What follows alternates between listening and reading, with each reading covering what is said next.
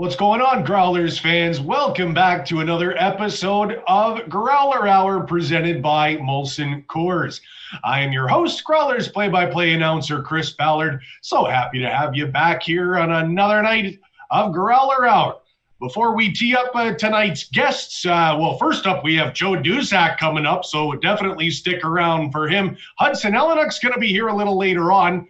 Don't forget, next week is the season finale of Growler Hour after a great season, and then a great season of television here. It is time to step away, but don't you worry, Growler Hour will be back in some form. Could be throughout the summer, could be into the season. If you like it, let us know, and who knows when it'll be back, but this is a format we are going to continue to use moving forward.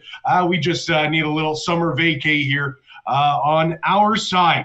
What else do I have here for you? Next week, the finale. We do not yet have the guests locked down, but we are hoping to end the season with a bang, so make sure you check out the Growlers social media channels this week for those details. And don't forget, you can catch us every Saturday night on Rogers Television at 9 p.m. and again on Sunday mornings at 11 a.m. With that being said, let's jump right into tonight's first guest, a very special guest. He may have only played 34 games in a Growlers uniform, but boy, did he make the most of those 34 games. An ECHL All-Star and All-Rookie team defenseman. Please welcome to the program, Joesph Duszak. Joe, thanks for doing this again. How you holding up these last couple of weeks? Thanks for having me, Bally. It's holding up good. Just working out. Getting some sun, that's about it. I hear ya. Is life starting to at least kind of get back to normal in your neck of the woods? I assume you're at home on Long Island? Yeah, New York's probably locked down the most, but things are starting to ease up and people are starting to get outside, so it's good. That's the main thing. Have you been getting much sun? Looks like you got a little bit of a tan going. Yeah, I've been going on the boat, actually. Just been going on the boat, and that's about it. Nice. What kind of boat? You got to give me a little more. Are we fishing? Fill me in here. I actually couldn't tell you what kind of boat it is. My mom and dad have a house upstate that we got to go move into this coming week. So they have a boat up there. And then just a couple of my buddies have boats down here on Long Island. So nice. I could think of a lot worse ways to spend your days than out on the open water. What we're going to do today is I'd like you to take us through some of your biggest Growler moments of the season. We'll talk about your year with the Marlies as well. I guess first, this was your first season of professional hockey. A lot of ups and downs, starting in the ECHL, ending up in the Marlies, and ending with a worldwide pandemic. I'm sure this is not how you had your rookie season in the professional ranks summed up in your mind. Now that you've had a chance to have the dust settle and look back at it, kind of what have you taken away from the craziness that was your rookie season? Yeah, it was definitely a roller coaster, a lot of ups and downs. I just try to stay even keeled throughout, but it was good. You meet a lot of great people along the way, a lot of great teammates, and the staff is unbelievable. So just making friendships and relationships, that's probably the most important part. Now, are you a goal setter kind of guy? Like, did you have goals heading into your rookie season? And if so, would you say those goals were met by your performance, I guess, this season? Yeah. I mean, obviously you're disappointed when you first get sent down, but sure. You just take it day by day, set a goal for every day of how you're going to get better and approach every day like you're just going to the rink. And I just like to have fun, really. So just make sure you have fun while trying to achieve those goals. And if you're having fun and achieving those goals, then there's nothing to complain about, really. No, it's certainly a great attitude to have. How do you feel? Did you have to make many adjustments to adapt to the pro game? I know after your final year of college at Mercyhurst, you did get some games in, but as your first full season of professional hockey, did you find you had to make many adjustments to keep up with the pace or to just match the level of competition at the professional rank? For me personally, no. Just offensively, no. Defensively, yes, actually.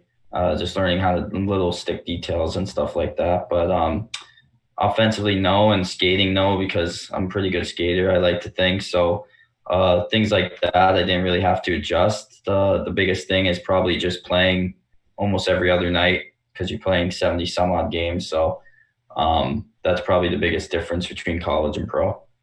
Now, I remember when you and I first had a chance to really get to know each other on the Growlers Nation podcast way back in November. I remember you cited Adam Party as someone who you were really excited to get a chance to get to work with here with us as you go about trying to really round out your game as a defenseman. Now that I guess you're at the end of this season, kind of maybe look back and reflect on maybe how Pards and the rest of the gang here did help you maybe round out your defensive abilities. Yeah, Pards and Snowy and Daryl did a great job of just trying to teach me just positioning out there. Sometimes I just kind of get lost in my D zone, so I'm just making sure they're just staying on me and keep reminding me of where I should be and what I should be doing. That helped a lot. So that's probably the biggest thing I took away from it. And now you did start the season here with us with the Growlers, but you certainly didn't last too long here. But we are going to go through some of my favorite Joe Duszak moments from the opening season. First, I want to get your first impressions of Newfoundland. Now, I know you were here for Leafs training camp. And I kind of picked your brain about that on our podcast. But I want to know, once you kind of settled into your first few weeks of life here in Newfoundland, your first few nights, I guess, out on your own in your first professional city, maybe how that went for you. Your first real impression of life having been lived in St. John's. First impression was just great people here in Newfoundland, and then obviously you have Raj driving around in the minivan, so that was something else. But yeah, they're just nice people, and everybody there just wants you to succeed, and they have your back. They come to all the games, and the Growlers are a big part of that city. So just going out and to restaurants and stuff like that, people know who you are, and yeah, I have nothing but great things to say about that place. Now I'm curious, what was the impression you got when you first saw the group that was assembled that was going to be the Growlers? In that moment, did you have any idea that this team was capable of, say, a 19-game home winning streak, or capable of all the great things that this team was done? Did you get a sense early on that this team was as talent-laden and special? Yeah, I think I did. Just all the talent that we had down there, like nobody could really play with us or skate with us. But the first couple games we were kind of like rocky. I think I remember like we were like 500 or something. Yeah. But that's just probably just from the growing pains, and like people, there was just a lot of skills. So everybody was just trying to find their spot, and they were trying to do too much. And then once we got in the groove of things and the season started to roll on, I think we really found our footing and we just took off. What was the vibe coming on to a team that had won a championship the year prior? I mean, I know you got to watch the banner go up and almost feel like you were a part of that championship. How does that maybe add to the dynamic of your rookie season, knowing that, oh, damn, these guys just won a championship. This fan base is now used to this. Did that maybe move the needle for you at all? Yeah, when you see that and you see the guys, especially the guys from Newfoundland who Mel and OB and Marcus, that they won it, you kind of feel very, very happy for them, because Newfoundland obviously didn't have a championship, and for them to bring it back to the city, especially those three guys, probably meant a lot to them and their families. So when you see that banner and you see the fans cheering on and all that stuff, it's kind of special. It's kind of neat. No, for sure it is. Now, a lot of guys have, it maybe takes them a couple of weeks or a couple of months to really get their footing when making the jump to the professional ranks, but not Joe Duszak. You really seem like you adapted really quickly. Is that fair to say? Because, again, I'll allude back to the podcast. You were right in the middle of your first few weeks. You didn't really know what you were doing yet. Now that you've had a chance to look back at the first couple, like, what do you feel you got off to a good start? Take us through your first couple of weeks, Sid. Yeah, I get comfortable right away. I'm kind of a big personality, so guys like to, I tend to just try to mesh everyone together, so that's pretty easy, and that's why it makes me comfortable. And when I'm being loud and and sometimes borderline obnoxious. Like that's when, I'm feeling it and being myself. And then, the first couple of games, I don't remember really, but I don't think I had the start I wanted to start with. I was just kind of just in my own little head and just in la la land, to be honest. And then as soon as the first 7-8 games are pretty tough for anyone.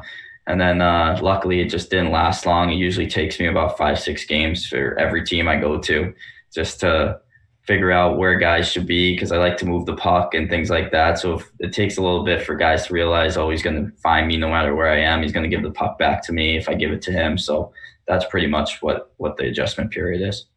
And how important was it that you had a chance to, I guess, play your first days as a pro with guys you had been through a couple of camps with at that point, a handful of guys at Leafs camp and then Marlies camp. And I can't remember if you actually made it down in time for Growler camp, but either way, a relationship had been built long before game one of the season. Did that help, I guess, try to really make it easy for you, your first couple of days and weeks in the pros?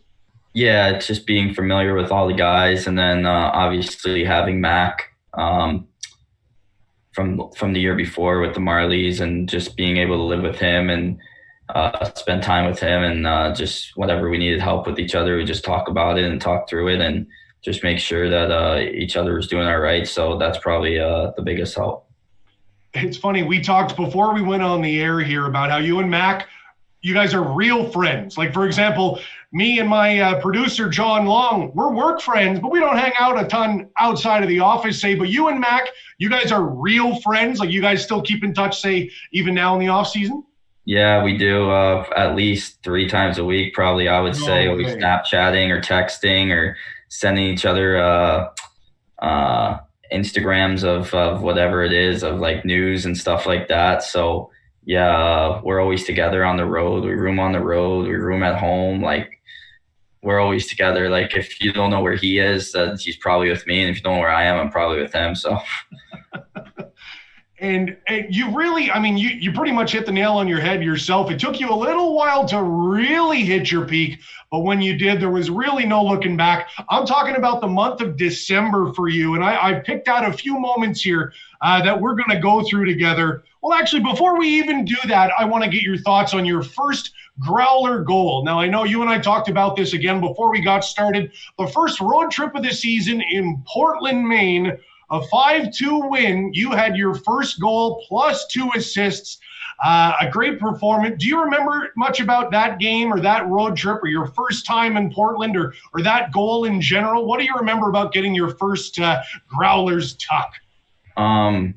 Yeah, I just remember the move. I make that move in my sleep. I love doing that move. So that's just my patent move. I always try to pull it off with the backhand toe drag. I think I had 2 other goals this year like that. But no, what I most remember is just, I think that's when I kind of broke out of it, because I got to see my parents that weekend. They got to come up. I hadn't seen them since the beginning of August or whatever it was. So just seeing them and being able to talk to them, and then, the rest, I just was able to just go on my way and do whatever it was that had to be done. So that brings us to the month of December. So many big moments that you were a part of just in that month alone. It's kind of crazy when you look at it on paper. December 3rd against the Reading Royals. This is one I know you're going to remember. A 5-4 overtime win, a huge comeback, down 4-1 halfway through the third period, 3 straight goals to tie the game. You end it in overtime. I'll ask you this. Do you remember the goal, the overtime winner? Yeah, I remember the goal. I think they were coming down 3-on-1 against me or something. And the puck, I think, hit someone's skate or something. And Gio just pushed the puck out into center ice. And I just raced for it, gave it to Fergie. And Fergie just waited, and then gave it to me last second for me to put it in the net. It was pretty easy for me to do. I just had to put it in the net. It was a pretty late pass, though. Hey, I'm not ever going to throw Fergie under the bus, but there wasn't a lot of time. No, yeah, there wasn't. We kind of glided up the ice. We were both dead. If we missed it, we were screwed. But, yeah, Fergie waited a long time, but he made it an empty net, so I can't really complain. Thank God. When was the last time you had a 2-on-0 breakaway? Was that it? Yeah, that had to be probably last time in 10 years. No kidding. Now, literally just a couple of days later, 3 days later, the Worcester Railers come to town, and it's the same story. They have a 3-0 lead, a 4-2 lead, and a 5-3 lead at different points in this game. 3-0 with like 5 minutes to go in the second before I think Fergie scored. Long story short, 6 goals in the third period. You had the shorthanded game winner, just absolutely bonkers, not to mention the fact it happened 3 days after another huge comeback. What do you remember about this comeback? I just remember in between the second and the third, Snowy screaming, and then I always tell him after, like, just to calm down because we're tight like that. I just always tell him to relax. You told your coach to calm down? Yeah, he always just gets like worked up, and then he knows that I just like the third period. Like I don't know what it is about me. I just like when like I like the dramatic stuff. So when we scored that 6th goal after the game, I came in and I was like, "You're right. Do I have to take you to the hospital? Like, does your blood pressure come down?" He laughs about it. Like, yeah, I joke around with him all the time. He's a great guy. So that's what I remember from that. Oh my God, that's so crazy. And I remember the Growlers scored their first 2 shorthanded goals of the season in that game, 17 seconds apart, if my memory serves me correctly. Yeah, it was quick. Scored, and then you go down, you took a great pass, I think, top of the right circle. Do you remember much of the goal, or was it it's 6 just goals in the third, just a blur? I just remember the face-off, and then something happened, and there was a turnover, and I beat their back checker up the ice, and Woodsy made a pass right to me, and it was basically a breakaway, and I just put it top right, and that's all I remember really from that. That's so crazy. And it's crazy in the rearview mirror to consider that those wins were really among the first of what would end up being the Growlers' 19-game home winning streak. I know you weren't here for the duration of that streak, but was there a point early on, maybe in that month of December, when you realized, oh, damn, I think this team's actually capable of doing something crazy like this? Yeah, I didn't even we thought every game that we could win. We felt like we could win. Even the games that we lost, we felt like, oh, we could have won that game. I never even knew there was a record for like home winning streak. I didn't until it was like we were 15 games in, and then someone's like, oh, like we were 4 games away. You didn't even realize. But yeah, we had a really special group, and we thought we could win every game that we played, especially with the talent on the roster. So it wasn't really a surprise to me. Now, you weren't with the Growlers when they ended up locking down the 19th win of that streak. But I will ask you this. It was Valentine's Day, so at least we'll all never forget it here. Do you remember if you were like checking the scores or looking to see if the boys were able to take care of business, or did you just kind of be like, oh my God, yeah, I almost forgot they were on this streak and they ended up doing it? Do you remember where you were, I guess, or what you were doing? No, I don't really remember. I want to say maybe we had a game or a practice that day with the Marlies, so we weren't really watching the game. Right. But after, like, because you guys are ahead of our time, it was either before we were playing a game or right after a community practice or something like that. We were able to go on Twitter and check the scores, and it was really cool for the guys down there to be able to set that record. And even the guys that were up with the Marlies at the time, it was just cool to be a part of. So. Now, another game and another series that really jumps out to me in terms of Joe Duszak memories is the Utah series for a lot of reasons. First off, just being in Utah, certainly that's a long way from Newfoundland. So I have to ask, trip of my life, yeah. Do you remember much about the travel of that trip? Because I really think a trip that long kind of epitomizes ECHL and Growlers travel. Do you remember how long it took us to get there? Yeah, I think we left. Our flight was at like this typical 5 a.m. Newfoundland flight. So that means in New York, I do it by New York first. It was 3:30. So that means in Vegas, it was like 12:30 in the morning. So we went from Newfoundland to Toronto to Vegas. Vegas drove to Utah, and we got in at like 2 a.m. Utah time. No, 2 a.m. Vegas time. It was 1 a.m. Utah, something like that. So it was over 24-hour road trip. It was like 26 hours or something. it was nuts. I would never want to do that again. How did you handle, I guess, the travel in the ECHL during your time with us? Because listen, living on an island, the travel, it's not going to be great compared to others. At least we got to fly, but I know it's still an added piece of the puzzle. Kind of sum up your experience with ECHL travel. Did you like it? Did you hate it? Where are you on the scale? I didn't like the duration of them, but it's nice just to be with the guys. But yeah, the duration of them is too long, especially from Newfoundland, because you got to fly and then got to connect, whatever. But I guess it's better to fly than bus for 16 hours. So that's the upside for sure. Yeah. Now, on the ice during that Utah trip, a 3-game series, and I believe, if my memory serves me correctly, those were the last 3 games before the holiday break. But I remember the Growlers won in overtime in the first game, and of course, you scored the overtime winner. What do you remember about this one? Because my memory remembers it was not as pretty as the others. Yeah. In overtime, I don't know why I do it. I just pretend like I'm playing forward. If the puck goes all the way back, I just go to the far blue line and I just hang there. And I forget what had happened, but the puck got dumped in. And I usually go for a change, but my old coach always told me when the goalie goes and plays the puck, you pressure him, because goalies aren't great at playing the puck. There's some that have the exception, but they're not like players. They start to panic. So I saw him come out to play the puck, and I was like, all right, I'll just go forecheck, see what happens. If not, I don't get it. I just go for a change on the way back. And he just fumbled the puck, and I actually saw MACUS coming down the middle, and I was trying to pass it to him. And the goalie stumbled, and he fell, and it hit his back and just went in the net. I was like, oh, that was easy. MACUS would have had an empty net too, but it was just like, oh, look, I'll take the goal, I guess. But I guess so. Hey, they all count the same. They don't all have to be beautiful. Yeah, they don't ask how, they ask how many. Amen, my friend. Now,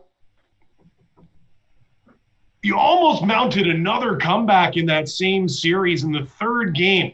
On the 14th, it ended up being a 3-2 loss with an empty netter that served as the game winner, but you scored twice, both on the power play in the last 2 or 3 minutes. Do you remember that game?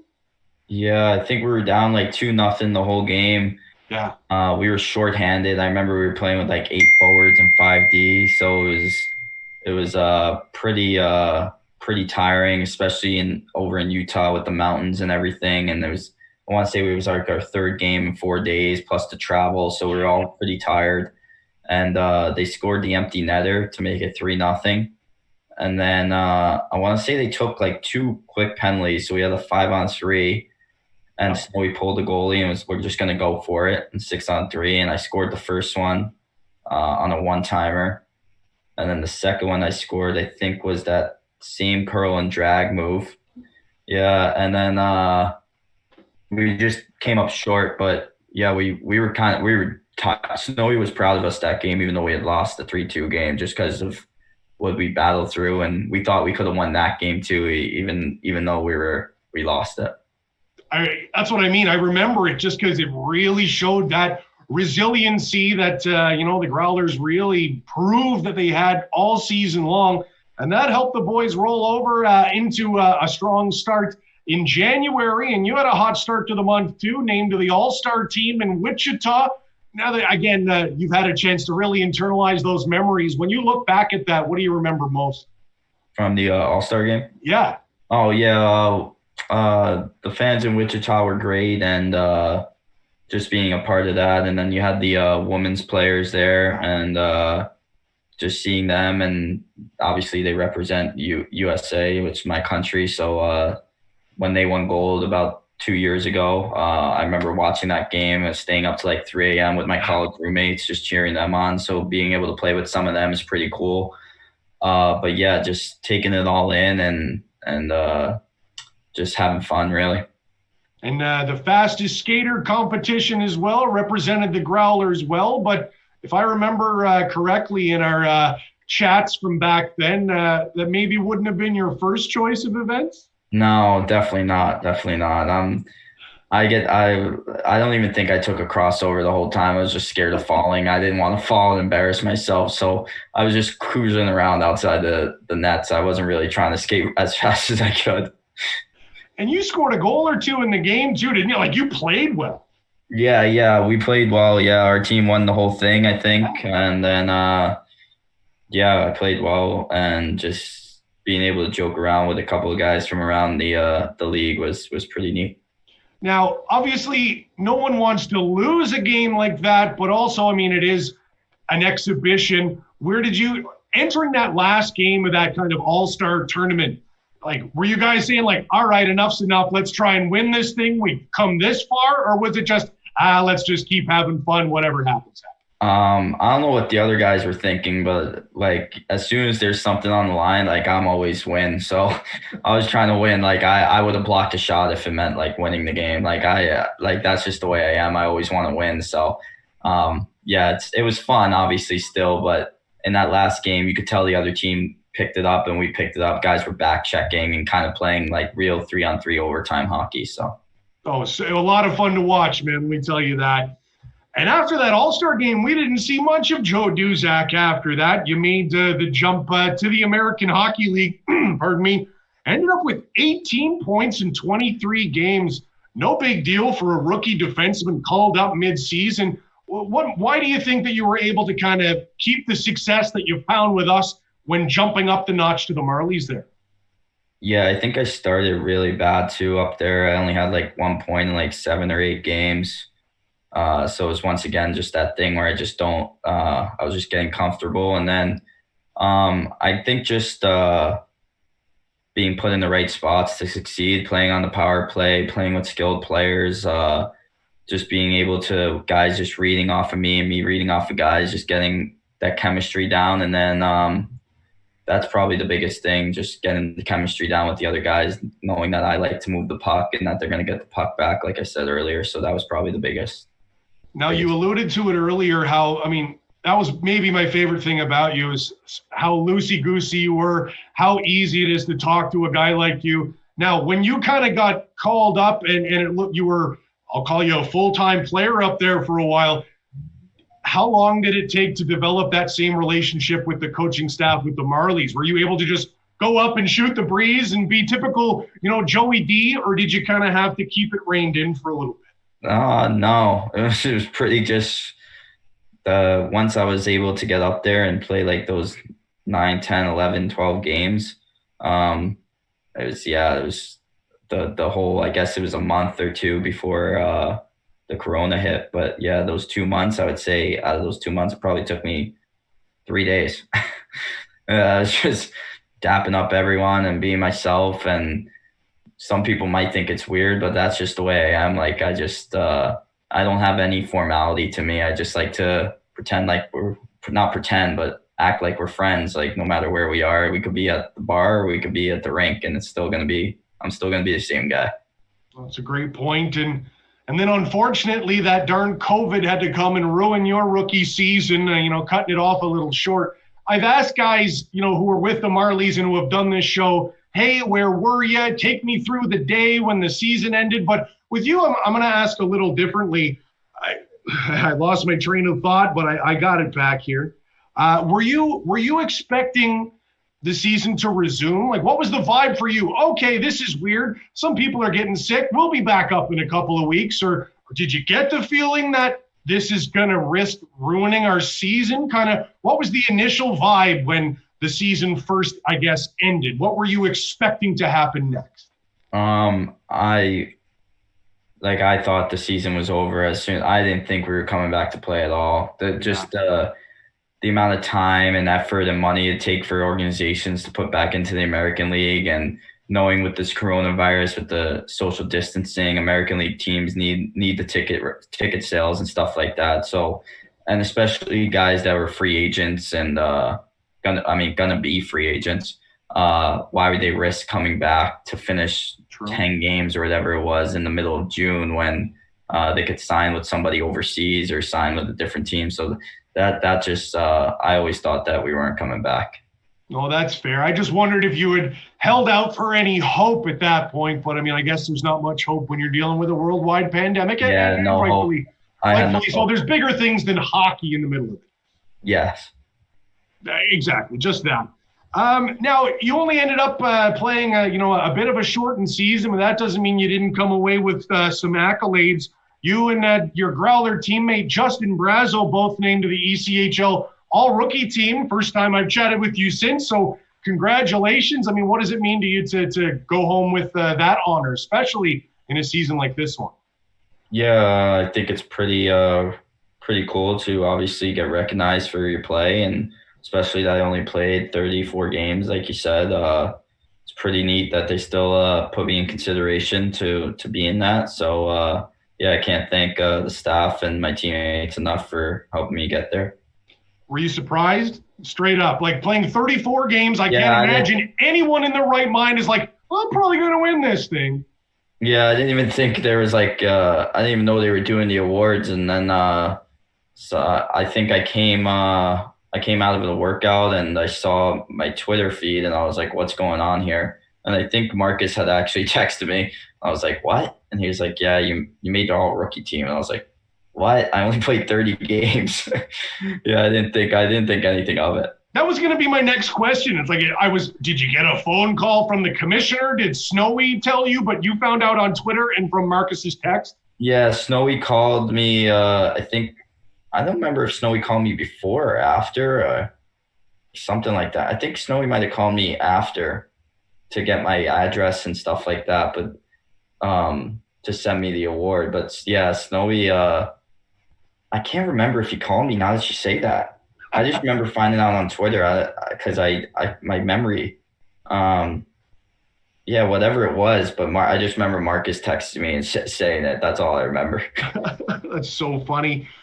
So, I mean, you're one of the guys who was with us on an NHL contract. I know obviously the NHL is looking to ramp back up here now for the summertime and into the playoffs. Does that do anything for you? Does that change how your next few weeks look, or are you kind of off now, dismissed for the summer, so to speak? Yeah, I'm dismissed for the summer and just working out and trying to train to get ready for next season. And hopefully hockey's back sooner rather than later. So I hope so. When do you really start, I guess, to ramp it back up now? And maybe when will you be on the ice next? I guess I'll ask you that. Me and my buddy Eric have been going to Connecticut a couple times to skate, and it's only like 40 minutes from my house. But yeah, we just been trying to find maybe once a week skating, but we've been working out 5 times a week, just trying to stay in the gym, trying to stay healthy, and hopefully soon we get back and we can start ramping up the skates. And them being on Long Island, hopefully they open up Long Island sooner rather than later, and then just take it from there. Well, I hope everything starts to smooth itself out. And in case you and I don't get the chance to chat again anytime soon, we wish you all the best moving forward into next season. You have a whole province full of fans here. We're going to be rooting you on as you work your way towards the NHL. Joe Duszak, thank you so much for your time here this evening. Thank you for being a wonderful member of our hockey club, and all the best to you moving forward. Thanks, Bally. Have a great summer. You as well. And stick around, Doozy, for just one moment. We will be right back after a short break. Hudson Elynuik, your Kelly Cup champion, is here. This is Growler Hour. We'll be right back.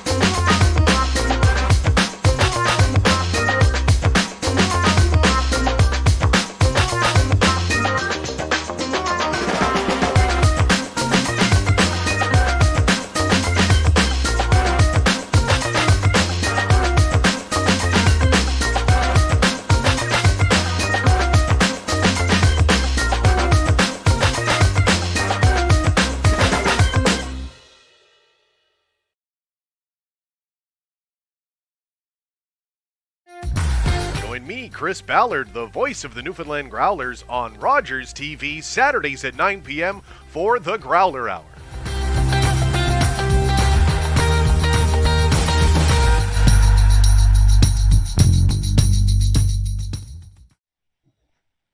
And welcome back to Growler Hour. Thanks for sticking around. Let's not waste any time. Let's jump right into our final guest of the evening. He's a Kelly Cup champion. He was the leading scorer for your Growlers in the Kelly Cup finals, and he just signed on the dotted line for another year with the Toronto Marlies. Please welcome to the program, Hudson Elynuik. Hudson, thanks so much for doing this today. How are you, my friend? You're looking great, especially in that shirt there. Oh yeah, got the old shirt on. Feels nice to put on once again. Thanks for having me. Hey, no sweat. How have you been the last, few weeks and months? I know it's been kind of a strange time for all of us, but you're looking well. You guys been doing okay? Yeah, no, it's been crazy time so far, but just been hanging around with family a lot, golfing quite a bit, because that's pretty much the only thing you can really do. But got back in the gym and things are starting to become normal again, and feels good. So you're back home in Calgary? Yeah, Calgary. Nice. How long have you been home there? Like right after the season ended, you went right back home to Calgary? Yeah, I think a few days after the season got put on pause or canceled, we came home, and I've been here ever since. So I'd say roughly around 3 months. So it's been nice. Ooh. Who's counting? No one's counting at this point, I'll tell you that. And have we seen you in the Twitch chat here during an episode or two of Growler Hour the last couple of weeks? You a fan of the show? Yeah, I've popped in a couple comments on the chat there. I know when Jards and Obi were on here, I had a few things to say, and then I think another time I was answering the trivia questions. I think I went pretty much 100%. So I should hope so. I think you were one of the answers. John Long, our director here, had it in there about who was the leading scorer in the Kelly Cup finals, and you answered it live. That was me. Yeah, I thought that'd be funny to do.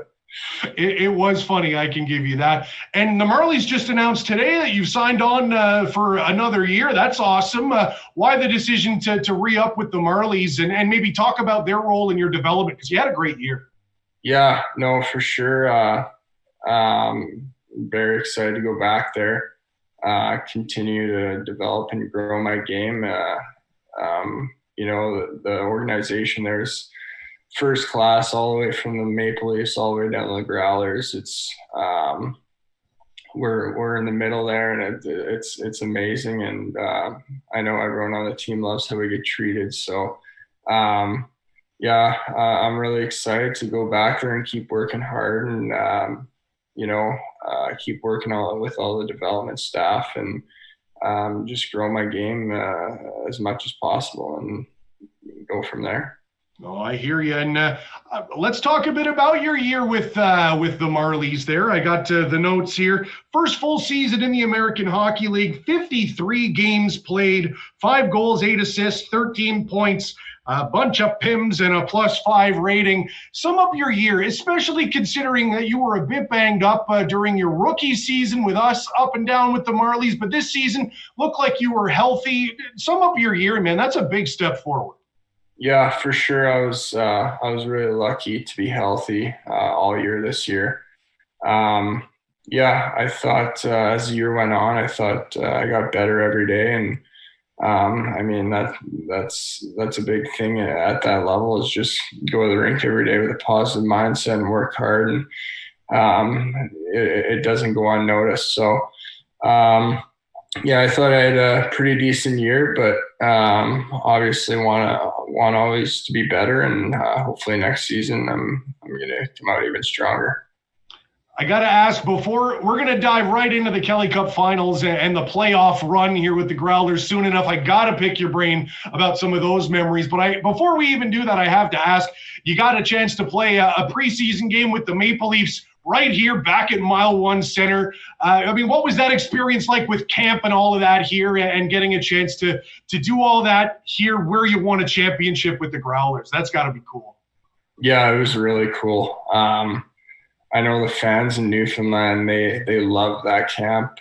We had amazing support the whole camp. I forget what the rink was called that we played all the games at, but it was packed, people outside waiting to get in. That's just Newfoundland for you. It just gave me a lot of flashbacks towards our fan support during the playoffs all last year. So it was a great experience, and I know they loved it, and so did we.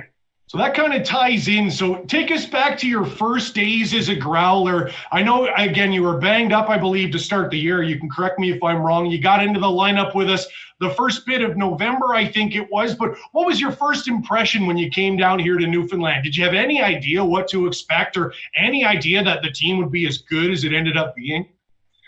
I think I knew that there was a lot of good players.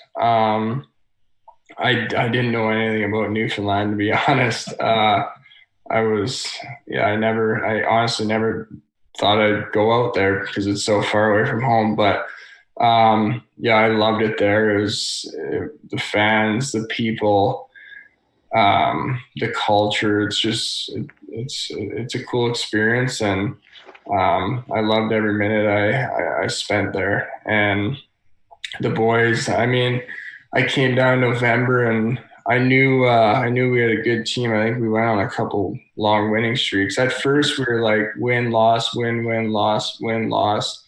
And then all of a sudden, we just clicked, and there was no looking back from there. No, you're absolutely right. So I have to ask you, I assume this is the first time you've worn this shirt in a while.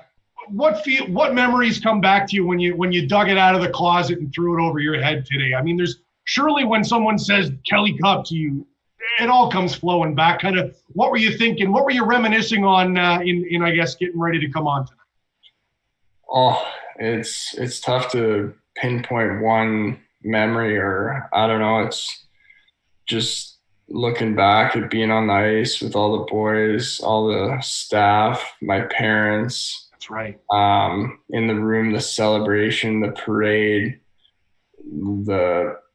just like how good it felt, because we went to 6 games with Brampton, 6 games with Manchester. You know, it was a long journey. Long haul, man. Man, is it worth it? There's honestly no explanation for winning a championship. We're gonna get through a little bit. I'd like to go round by round and kind of pick your brain on some of the key moments. I mean, you alluded to it, a 6-game Brampton series. I've talked to a lot of guys about that. I picked a lot of guys' brains, and a lot of guys have maybe said that was maybe one of the tougher series of the postseason for the Growlers. What do you remember about it? Yeah, I know the game 1 and 2, I wasn't there. Right. It was 2-0 going into Brampton. I remember I was up with the Marlies at that time, and I got a call saying basically you're going down to play the first round series, but you're also going to be on our playoff roster as well. So, or something like that. Just be ready to get called up here as well. So okay. I went down there. We won game 3. And it was 3-0. I think the boys got a little comfortable, and it ended up 3-2 going back to Newfoundland. And, that really set us in place to come back home and on home ice and get the series done there. But I don't think we were ever going to lose that series when it came back to game 6. Now, Hudson, I know maybe not your favorite memory of that opening round series did happen in game 6. You did take a bit of a hit late in that third period. I mean, I'll start here. What do you remember about that play, or do you remember anything at all?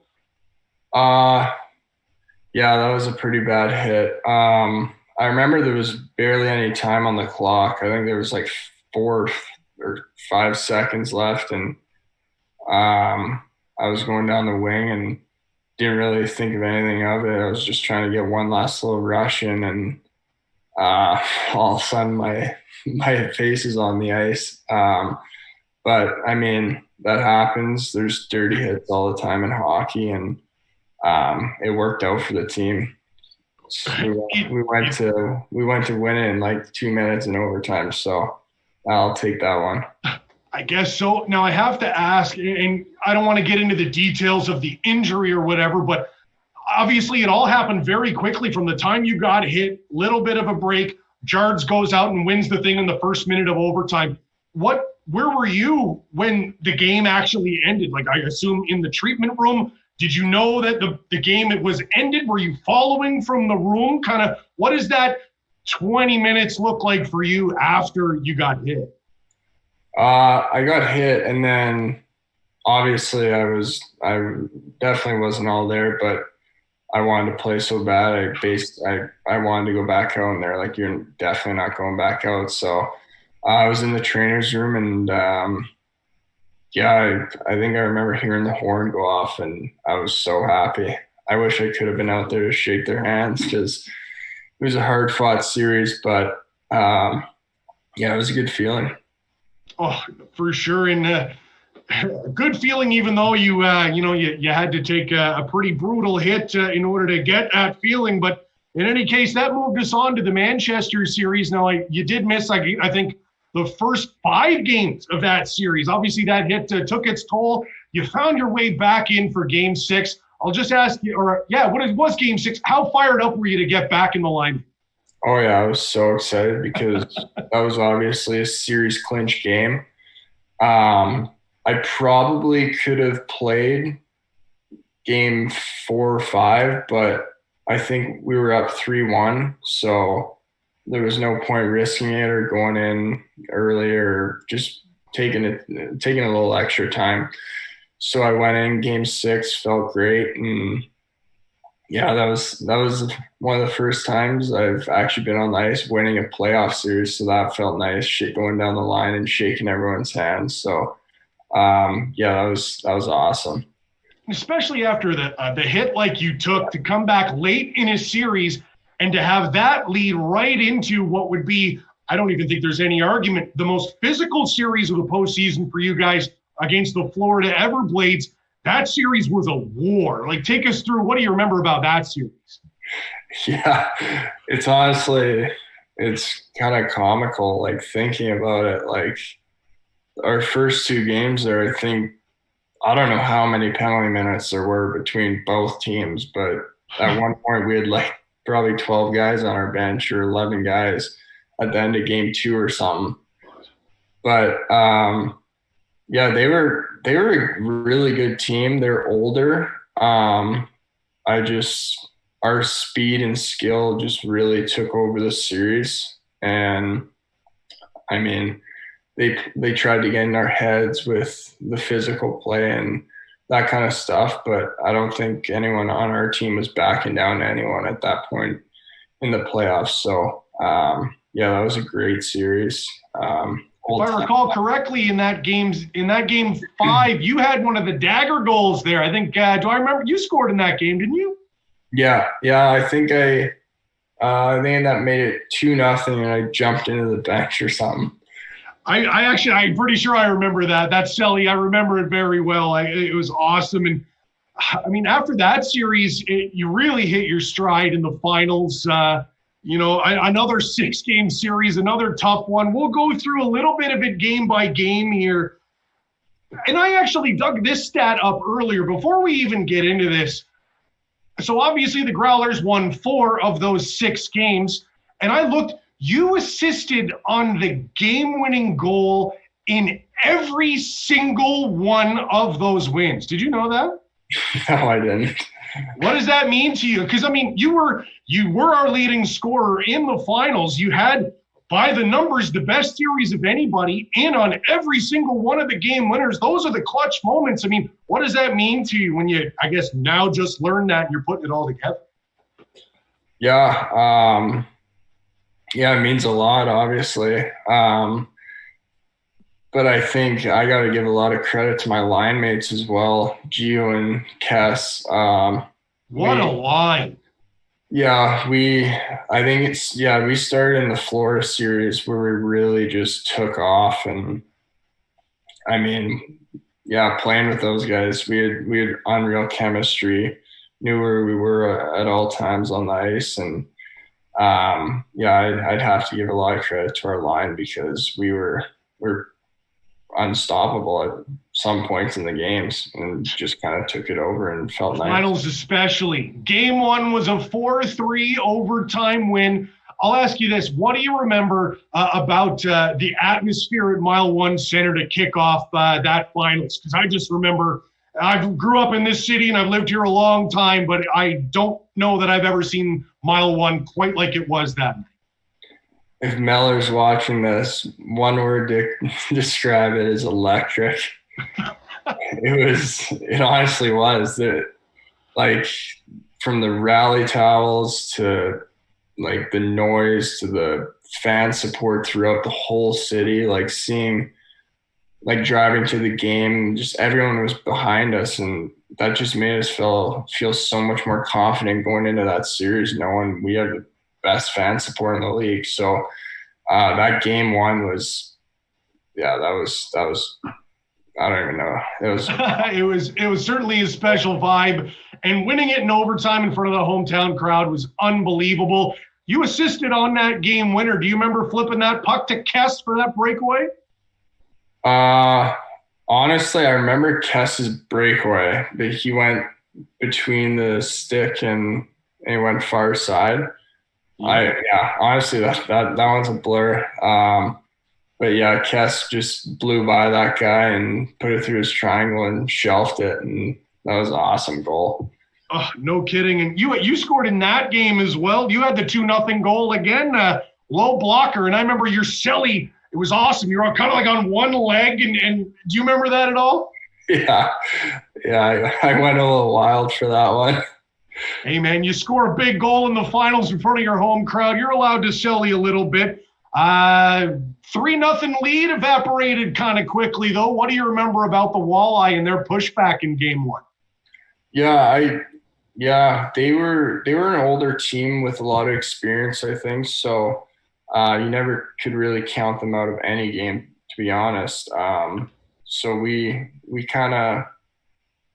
slipped, but our team was so like confident, and we would never get down on ourselves. Like, we went into the overtime and it was like, okay, we're going into overtime. Like, who cares about the lead we gave up? We're going to go win this. And we did. So that just goes to show how close our team was and how resilient we were. And game 2 was an awful lot similar. Not as many goals, but another overtime victory to go up 2-0 in that series. That was a big deal. I mean, do you remember anything specific about game 2? I wouldn't say specific, but I know the crowd was awesome. I remember it was an OT. I think POOLEY scored the overtime winner in that one. That's right. I remember that goal. I think their D-man tried flicking it out of the zone, and you made a sick play to hold the line. Yeah, I played baseball down here. I think I caught and slipped it to Pools, and they passed it to Gio back to Pools and threw in the empty net. And yeah, that was wild. A little silly too. Yeah, a little one. I remember this might just be hockey and this happens all the time, but I remember you took the opening face-off of game 2, and you and the opposing center, Chris Crane, I remember we're like getting after each other right at puck drop for game 2. Do you remember that, or is that just hockey? Yeah, I remember. I tried getting in. I like getting in guys' heads, or just off the face-off, maybe like bump my head against their head a little bit. And I remember he gave it back to you. Yeah, no, that's just hockey. I don't know. Just trying to get under his skin or get him a little fired up.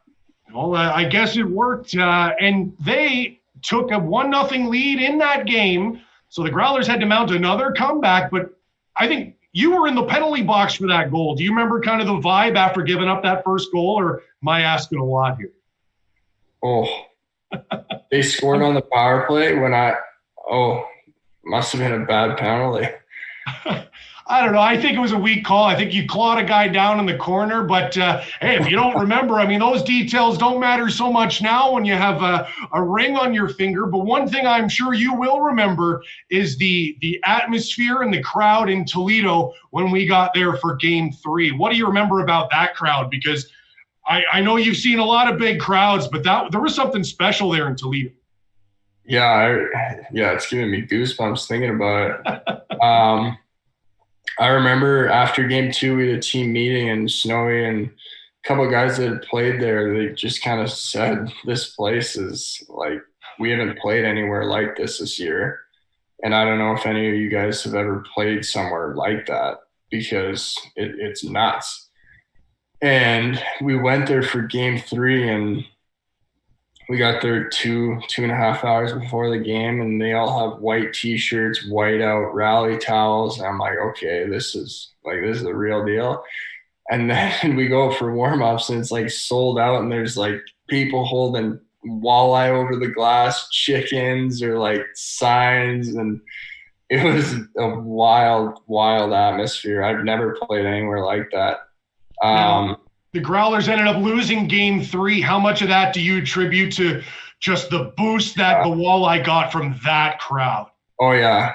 I'd say our team was just a little nervous. After the anthem, my ears were ringing for the whole first period. But I think we were just a little overwhelmed that game, and that happens. I bet that happens in the NHL, AHL as well. So we just kind of regrouped after Game 3, and we won Game 4. So I think our nerves definitely calmed down a lot and kind of found our strides. You scored the only goal of Game 3. I feel like you've clearly, like I said, hit your stride because you scored, it feels like, in every freaking game here. Do you remember a little drop pass one-timer from Plouffer? Yeah, that was a good play. He was actually quite a ways up, and I was just screaming behind him, and I didn't know if he would hear me, but clearly his eyes in the back of his head and put one on a platter for me, and all I had to do was just take a wind up at it. Luckily it went in, but yeah, that was a good feeling. We can't bring up Darian Plouffe and not talk about Game 4 in that penalty kill where he was just eating pucks left, right, and center. Where were you for that penalty kill, and what do you remember about watching Plouffer just eat him? Yeah, I remember. I think I was on the bench, and I think he ate 3 in a row. It reminded me, someone in the NHL playoffs a while ago kind of did the similar thing and broke his leg, and he was skating on a broken leg pretty much. And I was like, this Plouffer is an animal, man. Like, he would just block a shot, fall down, block, get back up, block it, fall back down, block it again, out of the zone. And that gave us so much momentum. What does that do to the bench? Like, can you even describe it? It's like, do you guys look at each other and be like, do you see what this guy is doing? Like, you're on the bench. This just happened. You're going into the later stages of the game. What does that do? Yeah, it fires the boys up for sure. Everyone's banging their sticks against the boards, and it just brings just momentum to the team. Like, holy, like, he's invested. We're all invested. Let's go. And on the game-winning goal, no surprise, you were involved in it again. Christians Rubens, who had scored 2 goals all year, scores one of the biggest goals of the season. What do you remember about that goal late in the game there in Game 4 in Toledo? Yeah, I remember that. I think I fed it to Gio, and Gio kind of pulled up, was patient, waited for Ruby to slide back door, and gave it to him, and Ruby fired in the empty net, and that was an awesome feeling, hearing the crowd just go silent. I love that moment so much. And it felt like forever for Gio that he had on the side door on that post. He could have shot. He could have done 1,000 things. I could have had a lunch in the time that he took to pass that puck off. It felt like, honestly, did it feel the same way that time was just creeping by so slowly in that moment? Yeah, he was really patient. He just kind of pulled up and waited for something to open up, and that's the kind of player Gio is. He's a smart player and good hockey sense, and that paid off for him, and it was a big goal. And again, I feel like Game 5 was the story of the crowd. Again, their fans knew that was going to be their last game of the season. It was a tight game, but ultimately coming up short. But that set up what everyone wanted to begin with, was a chance to win the championship at home. And before we dive into Game 6 itself, I've got to ask you, because this moment really stuck out for me, and I've got to ask you, getting off the airplane in St. John's on our normal flight in the middle of the night, get off the airport and go downstairs, and here's our fans, as loud as they've ever been, cheering us on in the middle of the night. Do you remember that? Do you have a memory about that? Yeah, no, that was, right then and there, that was such a good feeling. Goosebumps going all the way down the escalator. Just, I don't know, I've never been in that situation where there's fans waiting at the airport at 1 or 2 a.m. in the morning, just ringing their cowbells or high-fiving you. But that was such an amazing feeling, knowing we're coming back home up 3-2, especially in this series, and having a chance to win in front of all those people that have been waiting for a long time. And there's no better circumstance to win at that in Game 6. No kidding. What were you like heading into Game 6? Were you amped up? Did it feel calm and cool? Did you sleep well the night before? Kind of, what do you remember gearing up for the chance to win it at home in Game 6? I remember, I think we were at the airport, we're like looking at how much capacity was left in the arena, like if it was sold out already. I think it sold out pretty quickly. So right then they were like, "Kid, like, let's go." Like, sold out. There's going to be people in the standing room outside the rink watching and all this stuff. So knowing that the night before that game, definitely you got the jitters, a little nervous, but at the same time, we were so confident that we were going to finish it that night. And the crowd helped us so much more. And I don't think we could have lost that game just because of how much momentum we had, how confident we were. Well, you're absolutely right. And you were involved in a pretty critical, crucial goal in that game as well. Again, the 2-0 goal, I guess that's your specialty. You drove to the net and Kess ended up putting it in. But do I remember Toledo maybe not being too happy about that fact? Yeah. Maybe a little bump on the tendy there? What do you remember? Yeah, I think that's a clean play. I don't know. I'd say I don't even think I hit the goalie, but it looked like I ran him over a little bit. And I was a little guilty the whole series of – I think I got a couple goalie interference calls in that series. So – they talked about it for sure, but I don't know. It's just part of the game, going hard to the net, and I mean, goalies know that.